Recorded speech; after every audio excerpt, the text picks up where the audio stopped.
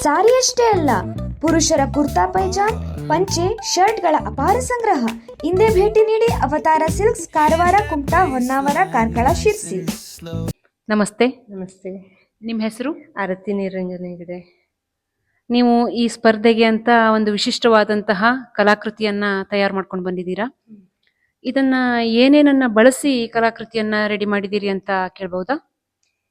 ಇದು velvet paper, ಇದು ಕಪ್ಪು ಎಳ್ಳು, ಇದು ಬೋಳ್ಕಾಳು, ಮೆಣಸಿನಕಾಳು ಸಿಪ್ಪೆ ತೆಗ್ದಿರೋದು, ಇದು ಬಿಳಿ ಎಳ್ಳು, ಇದಿಷ್ಟನ್ನು ಸೇರಿಸಿ ಮಾಡಿರೋದು.